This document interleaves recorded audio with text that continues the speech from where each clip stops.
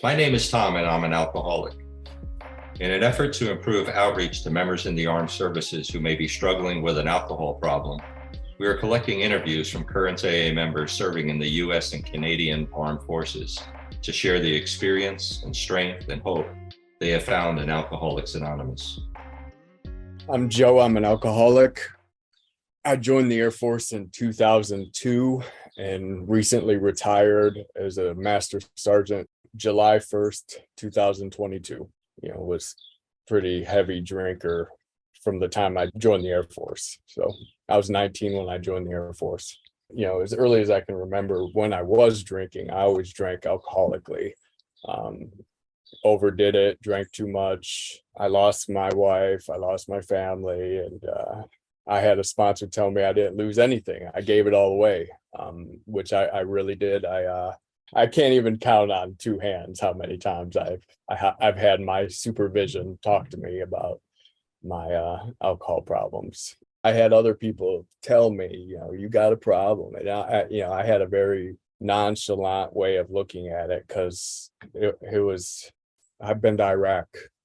Don't tell me about my dream, mind your own business. It was kind of that mentality, but I went to try to save my marriage to the doctor. And then when I went to ADAPT, which is the Air Force's alcohol dependency program, they made me answer all the questions. I was honest, and then they sat me down and they said, well, you are an alcohol dependent.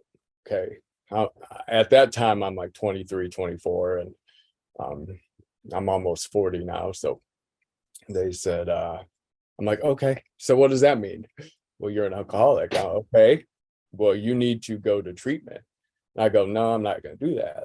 And they said, here's the catch. If you don't go, failure to treat, we can remove you from the Air Force. I said, let's go, and it was a 6-week program. And that's when I learned, because I didn't believe I was an alcoholic at the time, that's when I learned I was an alcoholic, was treatment. I'll never forget it, but unfortunately, knowing is not enough to stop. I had a hard time with the steps at first. I was like, this is lame, wanted nothing to do with it. And I left. And it took me almost dying to come back. And that's when I came back to the States from Italy. And I was at that point, I couldn't even hold a coffee cup up. I was meeting new leadership, and I reeked of alcohol, and I was just physically and spiritually dying inside. And I just, the book talks about that turning, that crossroads where it's like, either I'm going to go this way and just drink myself to death, or I need to do something, and that's what brought me back into the room, was that pure desperation. Something was looking out for me, let's just say that, God was doing for me what I could not do for myself. Because I could have been out of the Air Force so many times.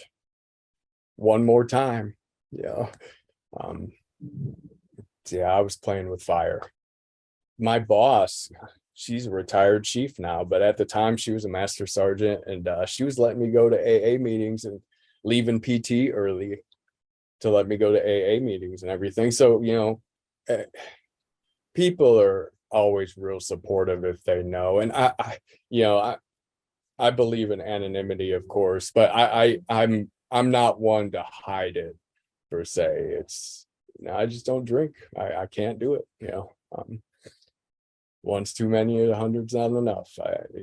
I've said everything, all the cliches. So my first deployment was Afghanistan. Not my first deployment. My first deployment sober was Afghanistan. I went to Bagram in 2011, and they had meetings there.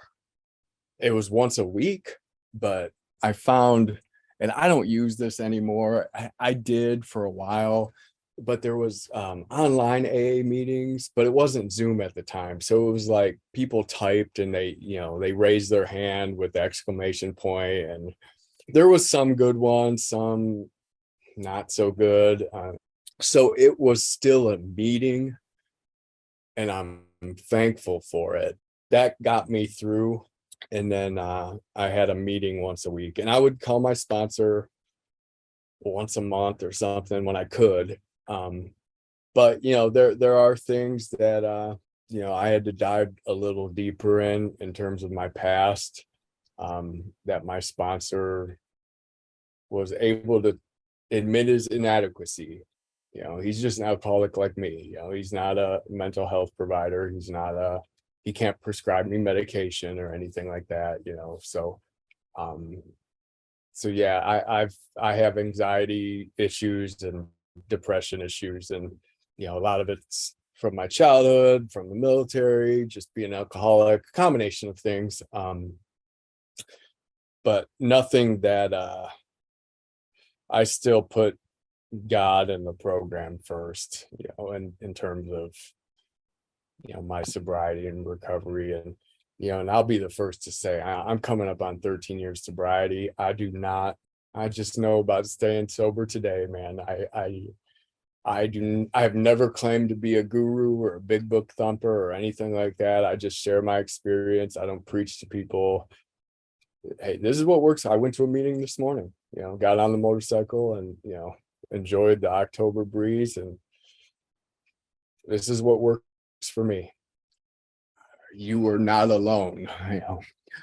I think there's the thing I would say, service member or anybody. I think a service member, what's hard for a service member is, one thing I can say is you can enjoy life. Believe it or not, it is possible to have fun without getting wasted.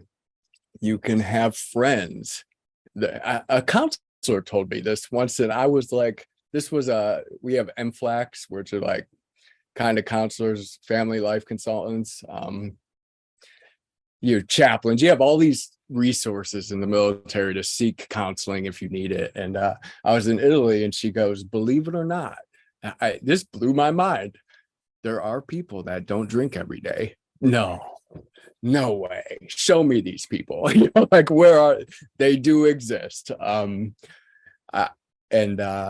She was right. They do exist. And you can have a good, thriving military career. If you're starting to have people tell you that you have a problem, you probably do.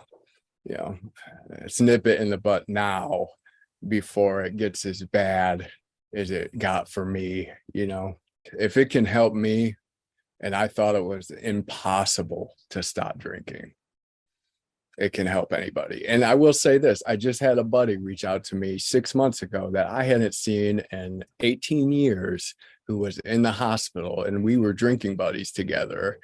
And he reached out to me, and he's a tech sergeant.